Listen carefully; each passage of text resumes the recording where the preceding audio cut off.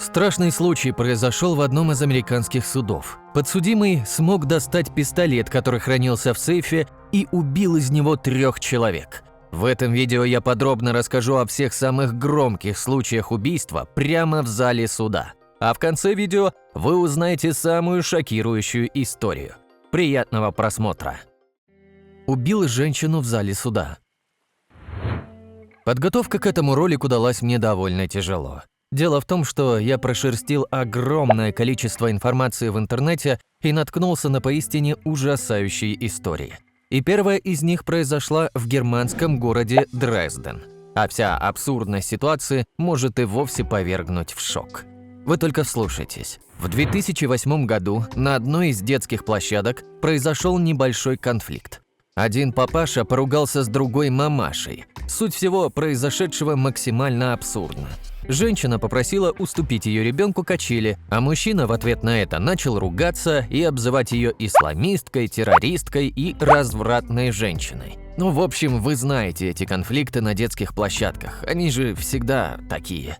Так вот, вся история продолжалась в суде. Ведь оскорбленная мамаша решила обратиться в полицию из-за произошедшего. И в конце этого же года суд признал мужчину виновным и установил ему штраф в 780 евро. Почему-то папаша не согласился с наказанием, и он решил обжаловать это дело в суде вышестоящей инстанции. Ну а то, что произошло там, повергло всех в шок. В зале суда находилась непосредственно женщина, которую этот мужик обзывал, ее муж, а также присяжные с полицейскими. И в один момент этот самый бойкий папаша решил, что штраф в 800 евро слишком велик, а раз суд не хочет обжаловать это решение, то нужно, чтобы справедливость восторжествовала. Он просто вскочил, подбежал к этой женщине и нанес несколько ножевых ранений. Так помимо этого, он еще ранил ее мужа и несколько других людей. Прибывшие на место происшествия медики могли лишь констатировать смерть женщины. А вот другим пострадавшим повезло больше, ведь они смогли выжить во время этой бойни. Ну а на вопрос, как мужчина мог пронести холодное оружие в зал суда, ответил представитель этого самого суда. Как оказалось, в случае проведения заседаний по гражданским процессам не предусматривается вообще никакая охрана. Так что при желании этот психопат мог бы и гранату пронести. В общем, настоящий ужас. Толпа расправилась над насильником. Еще один подобный случай произошел в индийском городе Нагпур. Правда, там история намного короче. Да и я, конечно же, осуждаю то, что произошло во время этого заседания. Но мне кажется, что так оно и должно было произойти рано или поздно.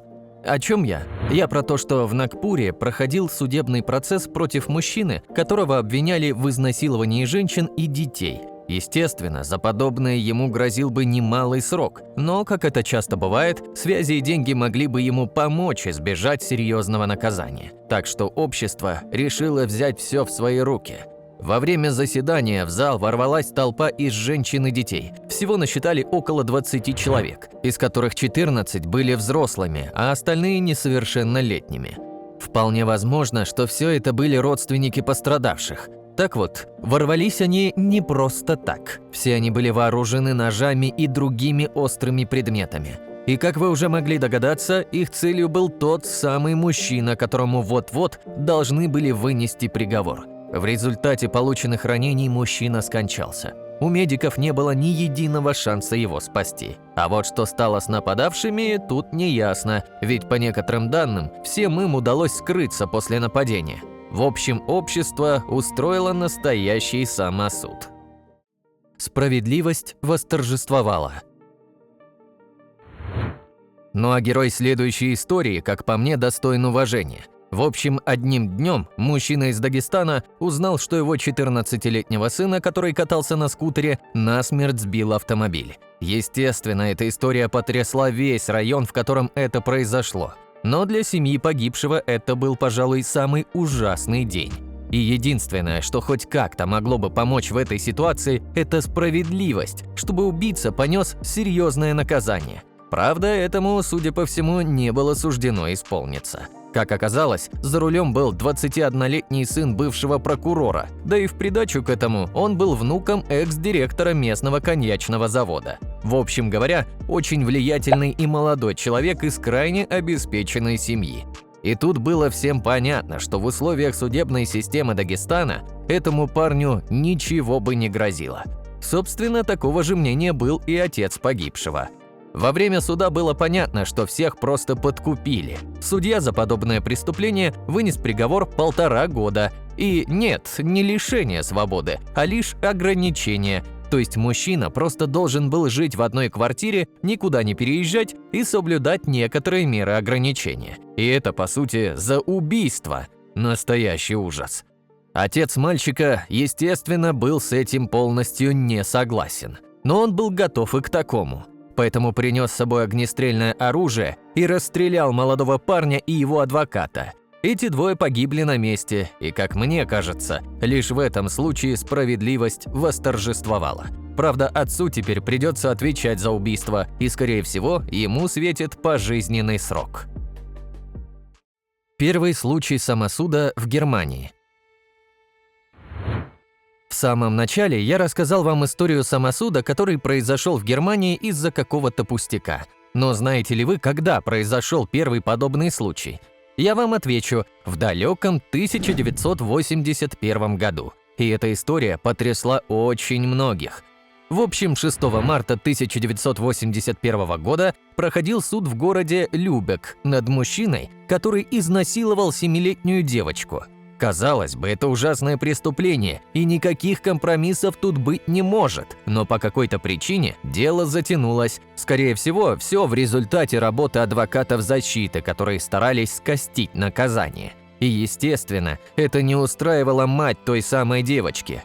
Когда она вошла в зал, подсудимый сидел в первом ряду и вообще ее не видел. И в момент, когда нервы женщины сдали, она достала из пальто небольшой пистолет. Стоит отметить, что в то время не было таких жестких досмотров, как сейчас. Так что пронести что-то подобное можно было проще простого. Так вот, подсудимый, так как сидел спиной, вообще не заметил этого и ни капельки не шевелился. Так что женщина смогла спокойно прицелиться.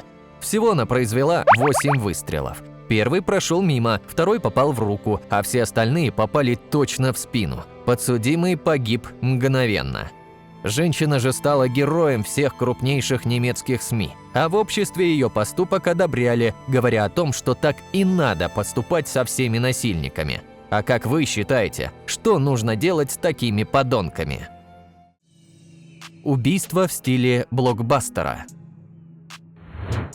Очень интересный случай произошел в одном из российских городов. В зале суда присутствовал обвиняемый, молодой человек с большим количеством связей и денег. Он совершил странное преступление, изнасиловал 14-летнюю девочку. Против него выступал отец той самой девочки, бывший военный, ветеран афганской войны. И это очень важный факт, о котором точно не стоит забывать. Так вот, как оказалось, влиятельные родственники еще до самого суда пытались подкупить отца. Они ему предлагали огромные деньги за то, чтобы тот забрал заявление из полиции. Но он никак не соглашался на это, так что сторона защиты пошла другим путем и послала к нему несколько мужчин, чтобы решить вопрос силой. Естественно, с бывшим военным этого не сработало. Напавшие на него мужчины сами получили по лицу. И исходя из таких поступков, отец пострадавшей и решил, что никакого правосудия не будет. Он начал готовиться к суду, но крайне необычным путем. Он нашел инструкцию по изготовлению метательных ножей и сделал их самостоятельно. Проще было бы купить их, но тогда его могли бы заметить. Он также долгое время тренировался, так что не было сомнения, что в нужный момент он попадет в цель. В зале суда, сразу после вынесения приговора, который, как и предполагалось, был слишком мягкий, отец пострадавшей вскочил и бросил в насильника несколько ножей. Всего он успел выпустить 3 ножа, и все они точно попали в цель. Первый и второй прилетели прямо в сердце, а третий в гортань. Эксперты говорят, что хватило бы и одного, ведь все они были смертельными. Все произошло настолько быстро, что полицейские даже не успели среагировать. В итоге подсудимый упал замертво прямо после приговора. Но самое главное, что этому мужчине вынесли крайне справедливый приговор, что случается довольно редко. Его приговорили к 8 годам лишения свободы. Но есть одно большое «но». Это все-таки условный приговор, так что его отпустили прямо в зале суда, и лично я рад, что все так сложилось. Остается только пожелать здоровья его дочке, потому что она, по словам отца, несколько раз пыталась покончить с собой из-за случившегося. Спор из-за ребенка. Но лично меня поражает следующая история. Казалось бы, что может произойти из-за обычной семейной ссоры? В эстонском городе Ихви суд рассматривал самое банальное гражданское дело об установлении отцовства. 24-летняя девушка требовала признать отцом 34-летнего мужчину своего сына. Правда, до самого разбирательства дело так и не дошло. Почему? Да потому что этот мужчина просто взял, достал револьвер из кармана и в упор застрелил девушку. Но и после этого он не остановился и прикончил ее мать. Видимо, он не очень-то любил эту девушку, или она вместе со своей мамой просто хотели оклеветать его.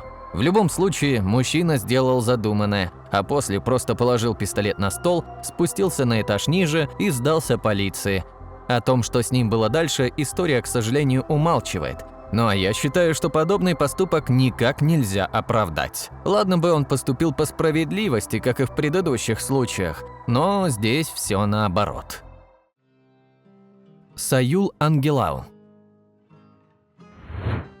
В апреле 2014 года случился еще один случай убийства прямо в зале суда. Саюл Ангелау был участником одной из бандитских группировок, которая совершала страшные преступления. Естественно, спустя какое-то время его поймала полиция и отправила на скамью подсудимых. Вот только вел он себя там не лучшим образом. Во время выступления первого свидетеля Саюл резко вскочил со своего места, схватил ручку со стола и побежал в сторону этого человека.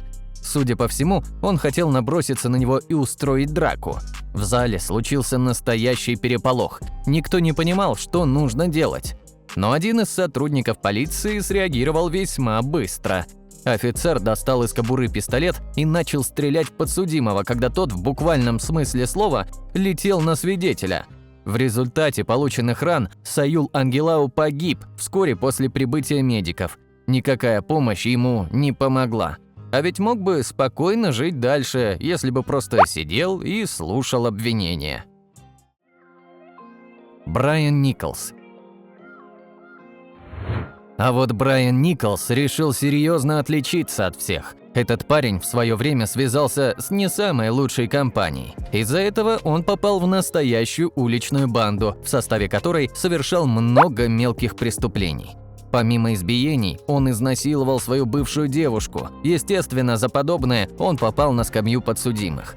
По заверению многих людей, Николс собирался совершить побег, ведь ему грозило пожизненное заключение. И в последний день судебного заседания он привел свой план в действие. Во время того, как с него снимали наручники, чтобы он переоделся в гражданскую одежду, Брайан толкнул полицейского, забрал у него ключи от сейфа, в котором лежал пистолет, и пошел убивать людей. Первой его целью стал судья, который должен был вынести приговор. Он зашел к нему в зал и выстрелил тому в затылок. Рана была смертельной. После этого он принялся искать свою бывшую, но, к ее счастью, не нашел ее. Как оказалось позже, девушка опоздала на заседание в суд. Но и на этом Брайан Николс не остановился. Он убил еще 2 людей, прежде чем его смогли схватить полицейские. Теперь ему грозил еще больший срок, чем если бы он смирно сидел и слушал обвинения. За такое тяжкое преступление ему вынесли приговор 3 пожизненных срока. И у меня возник вопрос, а стоило ли оно того? Дэвид Парадиза. А вот Дэвид Парадиза оказался не столь удачливым. Во время ссоры со своей девушкой он нанес ей тяжелые увечья, из-за которых она скончалась. Естественно, за подобное он загремел на скамью подсудимых. Но то, что с ним происходило дальше, поражает меня в шок. Дело в том, что перед одним из заседаний он решил убить судью. Он подошел к нему сзади и начал наносить тяжелые увечья каким-то острым предметом. В происходящее достаточно быстро вмешалась полиция. Офицер достал пистолет и выстрелил в подсудимого. Самое интересное, что убить судью у него не вышло. Хоть ранений и было много, врачи смогли помочь пострадавшему. Он даже в себя пришел достаточно быстро. А вот сам Дэвид не пережил того нападения, огнестрельные раны были смертельными, так что он скончался прямо в зале суда. Даже металлоискатели и рентген не помогли.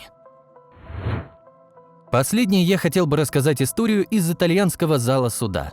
В общем, один молодой человек решил по какой-то непонятной причине убить свою бывшую жену прямо на заседании. И, как мне кажется, самое страшное тут то, что этот суд был очень хорошо защищен. В нем были металлоискатели и рентген. В общем, прямо в суде во время ярого спора со своей бывшей женой он выхватил пистолет и произвел несколько выстрелов в нее и ее дядю.